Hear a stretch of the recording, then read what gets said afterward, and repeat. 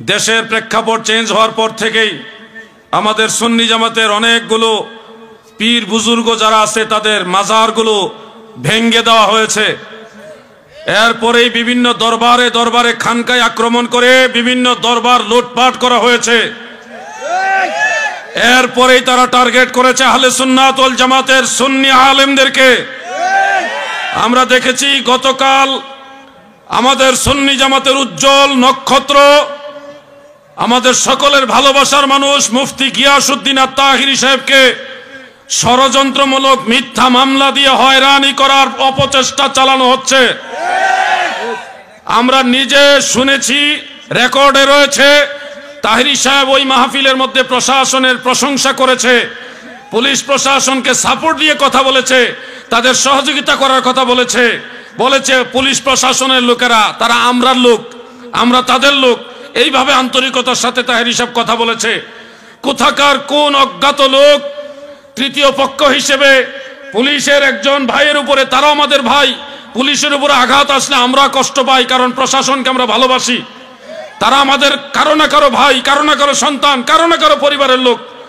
একজন পুলিশ সদস্যের মাথায় আঘাত পেয়েছে, তিনি আহত হয়েছেন, এটার জন্য আমরা দুঃখ প্রকাশ করছি। আমরা সুন্নিরা কখনো প্রশাসনের উপর অ্যাটাক করি না, আইন শৃঙ্খলার প্রতি শ্রদ্ধাশীল। আখাউড়া থানার সেই পুলিশ অফিসার আহত হয়েছেন, এই জন্য আমরা আন্তরিকভাবে তিনাদের সাথে সমবেদনা প্রকাশ করছি। এবং সত্যিকার যে এই আক্রমণটা করেছে, ঢিলটা ছুঁড়েছে, তাকে তদন্তের মাধ্যমে বের করে এনে আইনের আওতায় এনে শাস্তির আওতায় নিয়ে এনে তাকে দৃষ্টান্তমূলক শাস্তি দেওয়া হোক, সেটাও আমরা চাই। কিন্তু কোথাকার কোন অজ্ঞাত লোক, অপরিচিত লোক, নারায়ে ইয়া রাসূলুল্লাহ বসে জিন্দাবাদ, কোথাকার কোন অজ্ঞাত লোক, অপরিচিত লোক, সে ঢিল মেরেছে, তার দোষ আল্লামা তাহিরি সাহেবের উপরে কেন দেওয়া হবে? সেখানে তো তাহিরি সাহেব প্রশাসন বিরোধী ছিলেন না, প্রশাসনের পক্ষে ছিলেন। যদি মাহফিলের অনুমতি না নিয়ে থাকে, এটার দায়ভার মাহফিল কমিটি নিবে, তাহিরি সাহেব কেন নিবে? তিনি তো মেহমান, গেস্ট। প্রশাসন এসে বলছে এটার অনুমতি নাই, তিনি নেমে গেছে, মাইক ছেড়ে দিয়েছে কয়েক মিনিটের মধ্যে। আইনের প্রতি উনি শ্রদ্ধা দেখিয়েছেন। কমিটি পারমিশন নিতে না পারলে এটা কমিটির দোষ হবে। আমাদের সুন্নি আলেমদেরকে ছলে বলে কৌশলে তিনারা একটা চক্রান্ত করে সুন্নিদেরকে তারা বাইস্ট করতে চায়। মনে রাখবেন, শুধু তাহিরি সাহেব নয়, বাংলার জমিনে কোন সুন্নি আলেমের উপরে যদি অন্যায়ভাবে আচরণ করা হয়, সেটার পাল্টা জবাব সুন্নি জনতা দিবে। প্রয়োজনে ৭১-এর পরে ২৪ হয়েছে, ২৪-এর পরে আরেক ৭১ বাংলার জমিনে কায়েম হবে ইনশাআল্লাহ। সুন্নিরা নরম নয়, তারা শান্তিপ্রিয়।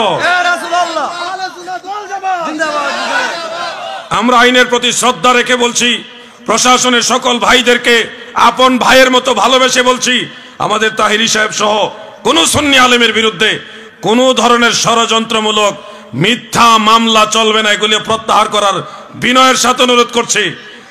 আমরা আপনাদের শত্রু না, আপনাদের শত্রু হইল ওই ওয়াহাবি নজদির গোষ্ঠীরা।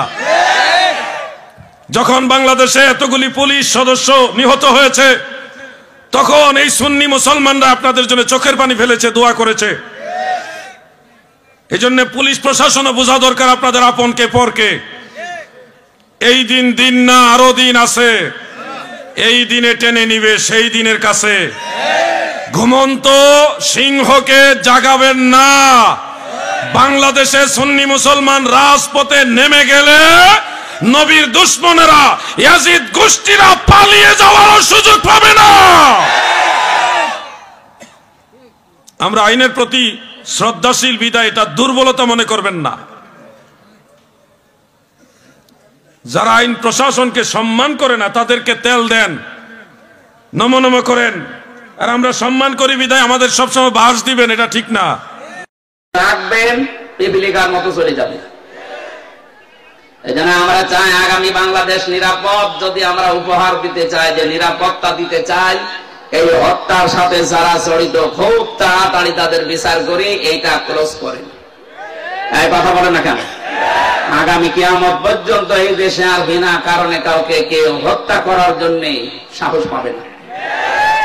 আমার প্রথম শব্দ ছিল এই কোরআনে কারিমের মাহফিলে যারা আমরা এসেছি, আজকে কষ্ট স্বীকার করে যারা বসে আছি, অবশ্যই কিছু নিয়ে আজকে যাবো। তেলাওয়াতকৃত আয়াতে অনেক তথ্য আছে, আমরা চিন্তা ভাবনা করে তাফসীর আকারে কথা বলবো ইনশাআল্লাহ। সুতরাং যে মানুষগুলো এগুলোর সাথে জড়িত ছিলেন, আপনারা যদি তাওবা করতে চান, হত্যার যে শাস্তি আছে এই শাস্তি আপনাকে পাওয়া লাগবে। কি অনেকে এখন দেখছে বিভিন্ন দেশে বিভিন্ন জায়গায় যে তাওবা করছে, বলছে আস্তাগফিরুল্লাহ, ভুল হয়ে গেছে, আমাদের আবার ফিরিয়ে নিয়ে আসেন, আমরা এবার একেবারে ভালো হয়ে যাব। আমার মনে হচ্ছে কিয়ামত কায়েম হয়ে গেছে, কিয়ামতের ময়দানে কিছু মানুষ এই কথা বলবে, লাআল্লি আমালু সালিহান ফিমা তারাকতু কাল্লা। আল্লাহ পাক বলেন ওই সময় আমাকে বলবে, মাবুদ আমাদেরকে আরেকটু সময় দাও, এবার যদি দুনিয়ায় যেতে পারি একেবারে ভালো মানুষ হয়ে যাব। আল্লাহ বলেন কাল্লা, কখনো না। ইন্নাহা কাইলুন, এটা তো তোর কথার কথা, এরকম বহু কথা এই 15.5 বছরে বলেছিলি। এখন যারা বলছেন আমাদেরকে ফিরিয়ে নিয়ে আসেন, আমরা ভালো হয়ে যাব, এই কথা যে আপনারা বলবেন এটা 1500 বছর আগে কোরআন জানিয়েছে। সুতরাং আপনার মুখের কথার কোনো বিশ্বাস নেই। আমরা চাই যে যে অপরাধের সাথে জড়িত তার শাস্তি হয়ে সে পবিত্র হোক। সুতরাং আস্তাগফিরুল্লাহ হবে না, অপরাধ যার কাছে ক্ষমা চাবেন তার কাছে। আর এর নিয়ম হচ্ছে যার যে অপরাধ করে ক্ষতি করেছেন ওই ক্ষতিপূরণ তাকে দেবেন, তার কাছে একেবারে বিনম্র হয়ে মাপ চাবেন। সে যদি মন থেকে ক্ষমা করে দেয়, আপনি এদেশের বৈধ নাগরিক, নয়তো আপনাকে বৈধতা দেওয়ার বুদ্ধি আমাদের কাছে নেই। সাহাবী একজন এসেছে, মহিলা, ডাক দিয়ে বলে, হে রাসূল আমি জিনা করেছি, আপনি আমাকে মুক্ত করেন। নবীজি বলেন এই কথা কাউকে বলবা না, যাও। ও আবার সামনে এসে বলে, হে রাসূল আমি জিনা করেছি। নবীজি বললেন এই কথা কাউকে বলবা না, যাও। ও আবার সামনে এসে বলে, হে রাসূল আমি জিনা করেছি, আপনি আমাকে মুক্ত করেন, এই পাপ থেকে আমি মুক্তি পেতে চাই। কারণ আমি কোরআনের আয়াত জানি, ওয়াল্লাযীনা লা ইয়াদউনা মা'আল্লাহি ইলাহান আখারা ইলা আখিরি আয়াত। সূরা ফুরকান 68 নম্বর আয়াতের প্রথম অংশে আছে, পৃথিবীতে যারা 3টা অপরাধ করবে এদের শাস্তি আল্লাহ ডবল করে দিবে। 1 নম্বরে আল্লাহকে যারা ডাকে, পাশাপাশি অন্য কাউকে যারা ডাকে। এই কোন দিকে তাকাচ্ছেন? এদিকে তাকিয়ে থাকেন, আমি কিন্তু একটু পরে জিজ্ঞাসা করবো আপনাকে। যে 3টা পাপের শাস্তি আল্লাহ ডবল বললেন, ইদাফ লাহুল আযাব ইয়াউমাল কিয়ামাহ, কিয়ামতে আল্লাহ ডবল করে শাস্তি দেবেন। তার প্রথম পাপ আল্লাহকে ডাকে, মা'আল্লাহি ইলাহান আখার, অন্য কাউকে তার সাথে জুড়ে দেয়। আর এটা বাংলাদেশে বেশি,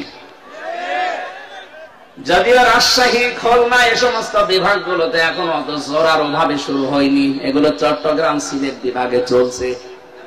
ওরা দেখবেন আল্লাহকে ডাকে কিছুক্ষণ, এরপরে আলী বাবা, শাহ আলী বাবা, কেল্লা বাবা, ফতে বাবা। কোথায় পেয়েছেন আপনি? কিসের ফতে বাবা? রাসূলুল্লাহর নামে জিকির করা জায়েজ নেই, নবীজির নামে শুধু দরুদ পড়া জায়েজ আছে, জিকির করা জায়েজ আছে কার নামে? আরো জোরে বলেন, ওয়ালিল্লাহিল আসমাউল হুসনা ফাদউহু বিহা ওয়াযারুল্লাযীনা ইলহিদুনা ফি আসমাই।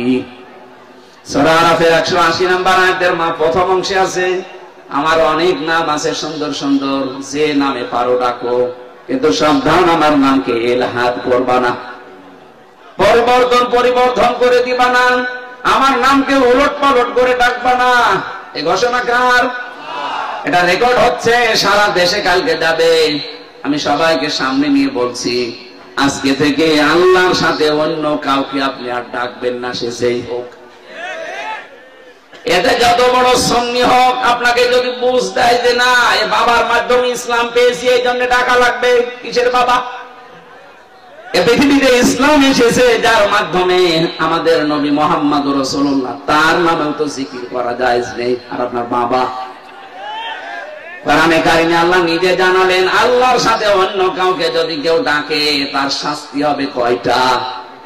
আরো জোরে। সুতরাং